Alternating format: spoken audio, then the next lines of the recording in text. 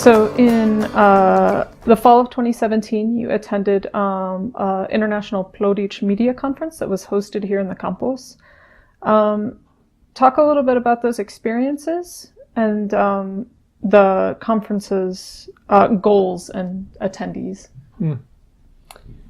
Yeah, for me, the most positive experience there was the workshop, the language workshop. And that was the reason I went. They had different workshops, and I thought it was really good. Like, they had some on media or how to work with media and get stuff out there, and some artwork workshops, things like that. I went to the one with the language, and that's what I went for. So you got you had different missionaries from Bolivia, and they're working, and that's where some of the biggest needs are right now among the Plautdietsche communities, because they're very held separate, and they're excommunicating people, and some of these people don't know where to go or what to do. So, but so you had missionaries from there, and you had people from here, from Canada, and even some from Deutschland or from Germany. And a few of these Mennonites that even came, well, I mean, Viktor Sawatsky does come out of Russia. Some of these Mennonites that stayed back or weren't allowed to leave, stayed back, and they're trying to work out or get a standard for German. And I think that's going to be great if that happens. Because now when you read stuff, doesn't all, and especially if you read Plautdietsche out of Germany, it's something way different than here.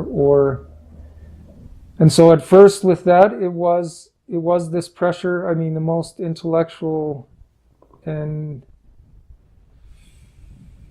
highest standards would come out of Germany, and that's what they wanted it to be. And these missionaries out of Bolivia were like, you just can't do that. Yeah. You gotta bring it down to where people can understand it, or not start so high. Yeah. So they're trying to find a middle balance, and I think they're finding it. I think they're progressing with that. I'm excited about that. Yeah. And it's made me think of maybe writing stuff in Plautdietsche, but that would be a real task for me. But I'm considering that, like, maybe I think depends on how much. It would be a bit strenuous for me, but I can read it. I don't have trouble reading it with some practice.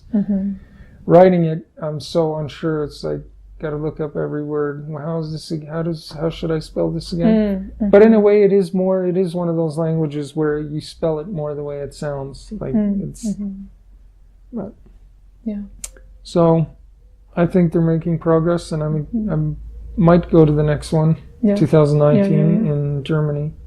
But I feel like if I go, they're trying to get people together that are working with the language and actually doing something. And that's why I feel like, well, if I want to continue going, I would like to make a contribution, or in some way to actually be doing something with the language. That's where, so I'm thinking, okay, maybe I should write something. And so I might do that. I won't want to be careful what I say. And so some of the people that were attending there, what were some of the projects like they were working on, or some of the longer term goals they had for Plautdietsche, or making content in Plautdietsche? Yeah, I guess some of the most content that is being made is out of Bolivia, and they're already making content. They already have made content. And wow, now I can't remember. They did, a few of these people did agree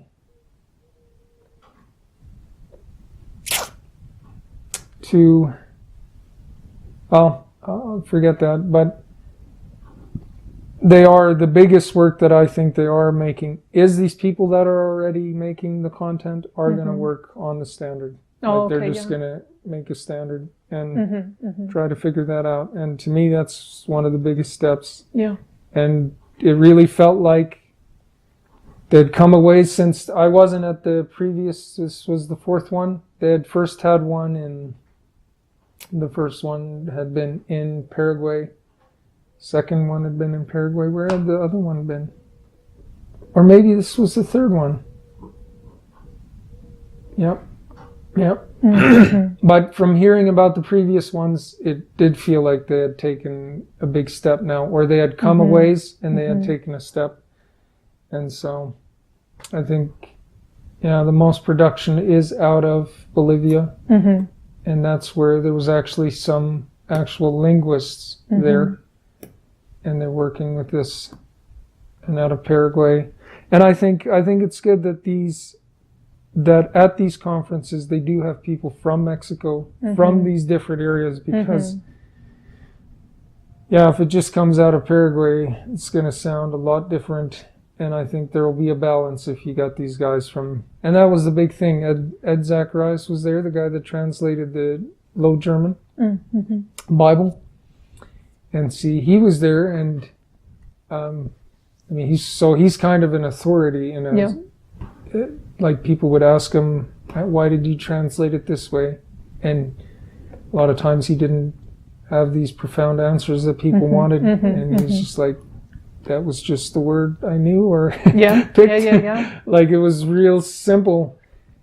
And so some people have been frustrated with the Plautdietsche translation because of some of the spellings and some of the words. I guess the J's used too much, they said. But there's other things, there's some, which I felt that way too with the Plautdietsche. I'm like, there could have been a better word for that. But, but Ed was like, yeah, he can see that it needs to be revised or improvements made. But said at the time it was just he wanted to translate, or he felt that it needed to be translated.